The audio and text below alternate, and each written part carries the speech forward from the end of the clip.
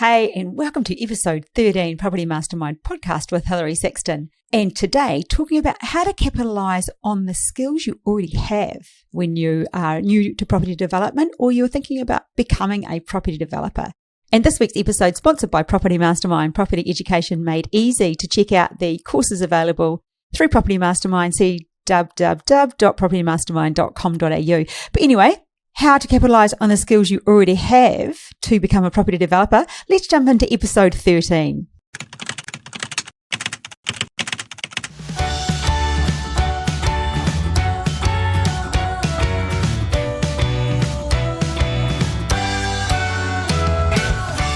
Hey, and welcome to episode 13, how to capitalize on the skills you already have. If you are a property developer, if you're wanting to become a property developer, no matter where you are in your development journey and pretty much life journey, this stuff is really useful.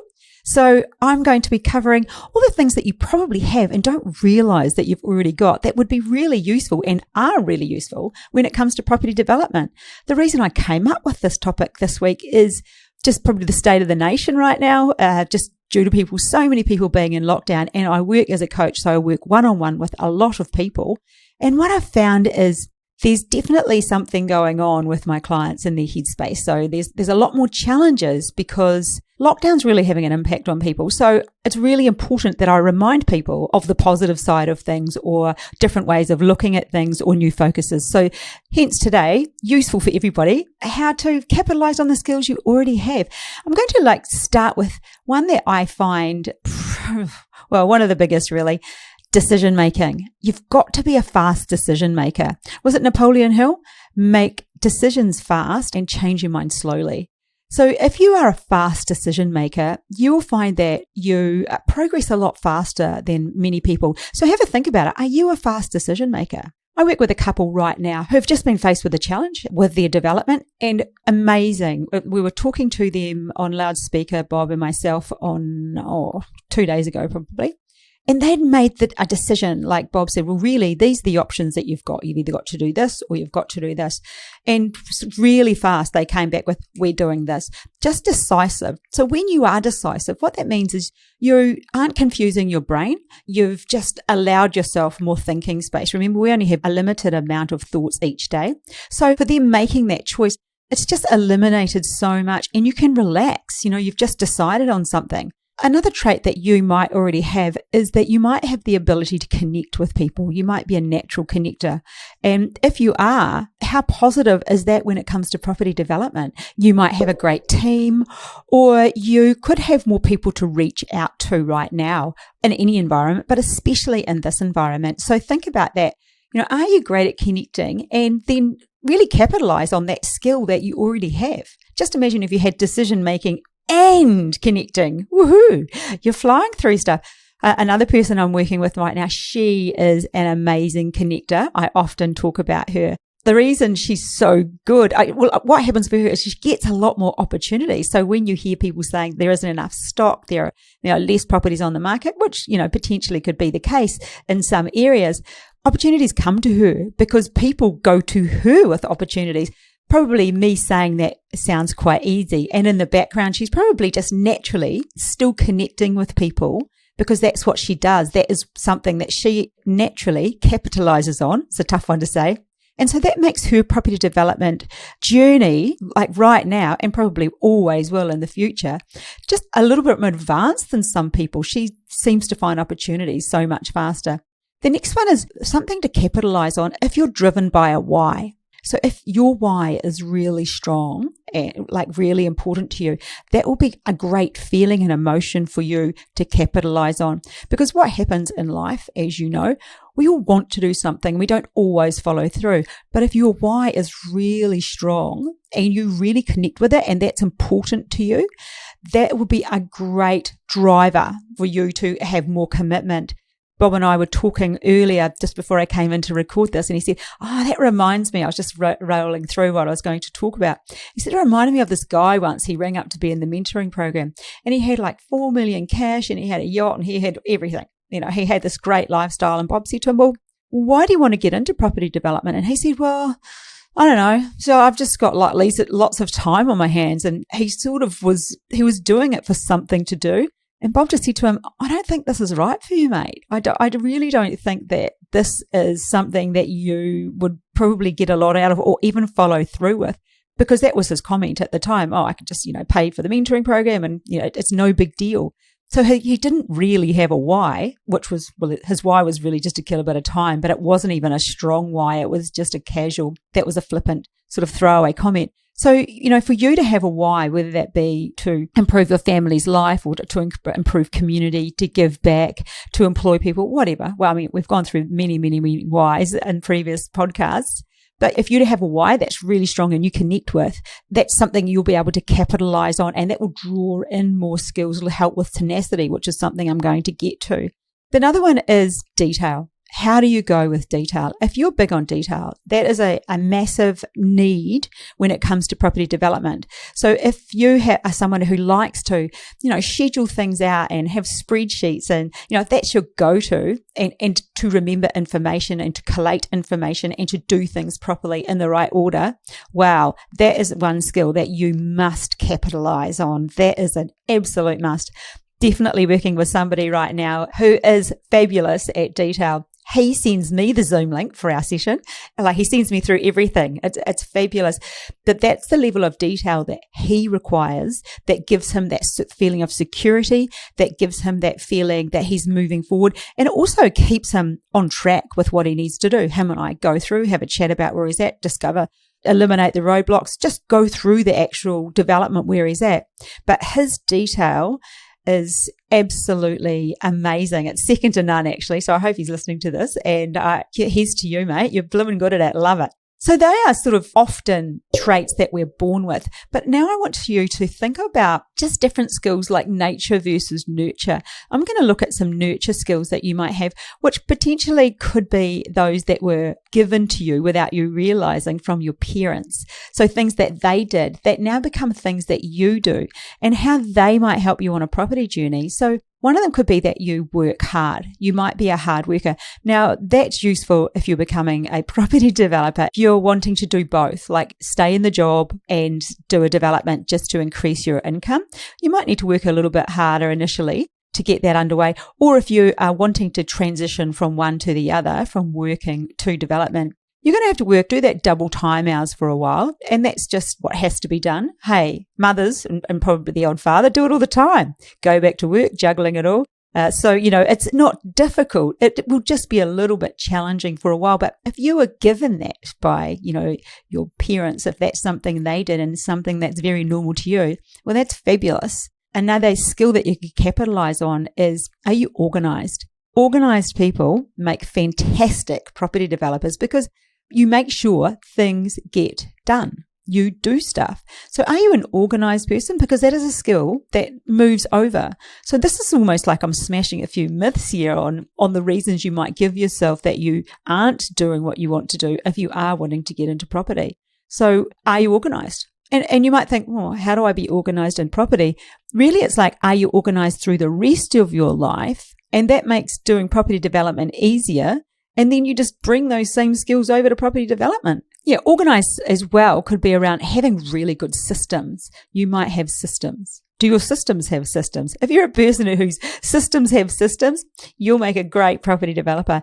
The next one is tenacity. How tenacious are you? Do you have that dog with a bone tenacity? Like, the owner's shaking the bone and you don't want to let it go. Because when it comes to property development, there will be roadblocks. That's just the nature of the course. That's how property is. There are always going to be some roadblocks. But if you are committed to working through them, to not giving up, that's an amazing skill to have. And not everybody has it. Because if everybody had it, everybody would be achieving what they want. And we know that is not the case. Hey, that's how come I'm working, because people aren't achieving what they want to do. So I help them achieve what they want to do. So are you tenacious? And here's another skill that you may not have thought of, but what about your health? How is your health? Because the more healthy you are, we could be talking by the way you eat, by the amount of sleep you get, by the amount of exercise you get. I'm big on health because health gives us energy. So if we have more energy, we're able to achieve more. I mean, you know yourself, even if we bring it back to like a short example, have you ever overeaten a meal where you just feel absolutely bloated? The last thing you feel like doing is anything, really. You just feel like lying on the couch and watching Netflix. But that's a small sort of concept of what I'm trying to say. When you prioritize your health, it definitely gives you a level of commitment. It shows commitment. It shows you're organized. It gives you more energy. There's so much that goes with health. So that's a skill that you can capitalize on, that you look after your health. So you have the energy.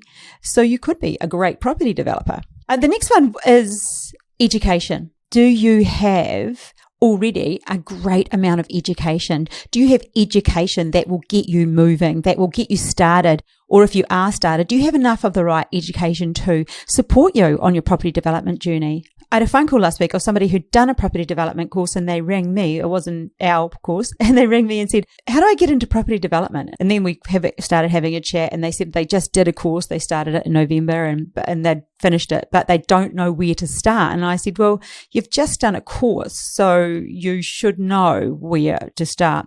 But anyway, we had a conversation and got him heading in the right direction now. But where are you on the education front? And perhaps do you need to revisit some of the education that you already have, or that you have purchased perhaps in the past and not gone over? Is your knowledge base supporting you on your property development journey right now? No guessing, no hoping, no fingers crossed. Like, do you know, are you making great decisions through having a good level of knowledge? And what about your belief in yourself? Now, that is a skill to develop. Do you believe that you can do this? Just a conversation this week with a client who, and I'm pretty sure it was due to lockdown, just the energy around what he could achieve, I definitely felt like he was losing that belief. So do you believe that you can? Is that a skill you have right now? So do you have that belief skill? And what about your potential? Do you have a picture of where you're going, of who you are, of what you can do? That could be just a mental picture, but do you believe in your potential as well? So a belief in your ability to do something, to be a property developer, to develop property in whatever way, shape or form that is. That do you believe in your potential of what you can do if you set your mind to it? Do you have that level? And then there are the softer skills that kind of fit into nature and nurture, which I've kind of just gone through there. The soft skills like communication. How do you go with communication? Is that something that you could work on? Do you feel confidently have a conversation with somebody and communicate and articulate well what it is that you would like to say? And do they understand what you're saying? When sometimes you might get an email from somebody or you go to send it, or somebody emails you and you've replied and they come back with more questions, which means, did you answer in a way that people understand you? I often find that if you don't give enough information to somebody, like sometimes you've got to give the full picture at the start, succinctly, of course. You don't want to bore somebody to tears and they don't need to know what you had for breakfast, unless it's that sort of conversation. But are you able to articulate what you need and what you mean? The next one is confidence. How do you go with your level of confidence? And confidence is something you can easily grow, because confidence, the muscle I call it, it's something that you can build on. The more you do something, the easier it becomes. It's like doing squats or bicep curls or anything at the gym. You might start with a light bar and you might only be able to do one. Within weeks, if you do them every day, the weights get heavier and the amount of times get heavier. That is the same with confidence. Confidence is a massive one for me. I believe that when you believe in yourself and understand that you can achieve anything you want, and you still might have to learn something, but if you believe you can, then you will. And one of the people in the mentoring program, when she was going to her first auction, in fact, I'm going to be interviewing her in the next podcast. She's hilarious. But she rang and she said to me, how do I bid even at an auction? And I suppose that comes to confidence. But a little bit of that was just the knowledge on how to do it. So once we explained what she needed to do, then she got an absolute plan, and she had a fantastic plan on her system that she had for bidding at an auction, and she won. And the confidence that gave her by understanding what she had to do. And saying that, even just for her to achieve that built her confidence in amazing ways. And I believe that she would go along to an auction, no problem now, and do it again. So that's, confidence can be grown pretty easily by just practice and by knowing what you need to do and by believing in yourself. Can you see how a lot of this is so tying together? The last one I'm going to cover off is your intuition. Intuition is a skill, and you can build intuition by learning to listen to what your gut says, like what your gut feeling. And that's often improved by just self-awareness. Meditation helps with that. But do you listen to your intuition? And if you do, maybe even reflect on when the last time you did and you were right. So intuition is something, it's us noticing the little things that can easily go unnoticed. Enough of them build up and your stomach's trying to say to you, hey, I'm pointing out these things, like please realize what I'm saying. So there you have it. I've gone through a pretty big list of skills that you might already have if you are developing or if you are thinking about getting into developing that you could work on. So they were like decisiveness. Are you able to make decisions fast? That is a fabulous skill to have. The next one was connections. Do you have connections and are you able to connect with them and sort of capitalize on that as an opportunity? The next one is your why. Is your why big enough and strong enough that it gives you that drive to want to achieve what you want, hoping to achieve or what you plan to achieve? The next one is detail. Are you good at detail? What a fabulous skill to have if you're into property development or wanting to get into property development. And the next one is do you work hard? Was that given to you from your parents or from people around you? Have you realized that working hard will pay off? You know, there is no such thing as an overnight success. We laugh about that now. Somebody said that to me this week. Oh, you're an overnight success in something. I was like, oh my goodness, if you knew the hours of work. Oh, speaking. I do quite a bit of speaking. That's what it was. And actually flying to an event in Tasmania in a couple of weeks and speaking in front of a group or speaking to a group of women. But she said to me, oh, you do it so easily. And I'm like, wow, well, when I first started, it wasn't easy. It's taken courses after courses after courses and practice, so much practice and Toastmasters and really putting that time in to come up with content that people want to hear and then being able to articulate or say it in a way that people understand. It's not something you don't generally just wake up doing. The next one was systems. Are you good with systems? Do your systems have systems? That is a great trait to capitalize on. Tenacity. Do you naturally just give it everything and not just give up at the first roadblock? Because remember, roadblocks are on the way and not in the way. We want to keep going through those. Then there was your health. Health is massive, as in it brings so many things to the party around like your energy levels and just so you can get through what you need to get through or do what you need to get done. I heard a saying once and it just came to me then. Good health means you have the energy to do at the end of the day the things that you want to do.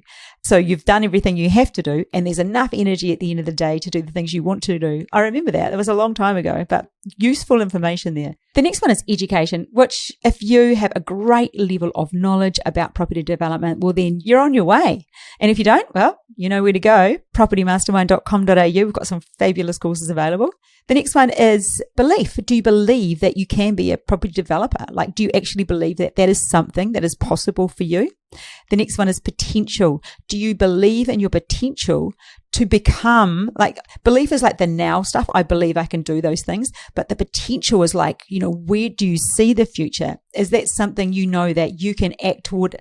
Do you believe in your potential that you can do what it is that you want? And then the skills like communication. Are you great at communication? Because that is, you know, remember Bob teaches as a property developer, you manage people and you manage a process. So communication is the managing of the people. If you can manage people, if you can communicate with people, fantastic. You're on your way. And what about confidence? What is your level of confidence that you have right now? You know, do you have enough? Are you confident enough to be a property developer? You'd be surprised. I think I alluded to this in episode 3 or 4 around there. After the Sydney workshop, I went around the room and I asked everyone to write on a piece of paper, every person at the workshop, just write a word or two, how they felt about their property journey. And what was interesting was the lack of confidence that came back, men and women. It blew me out of the water. I could almost say shocked. I was very surprised that it was confidence on all of them. And then the last one was intuition. Are you quite intuitive? Because that's a great skill to have. So that was the last one we went through over our extensive list of current traits that you might have to become a property developer, because the reason I want you to also reflect on these is to notice that you can do what you want. You've already got some of the stuff there. The best time to plant a tree was 20 years ago, and the next best time is now.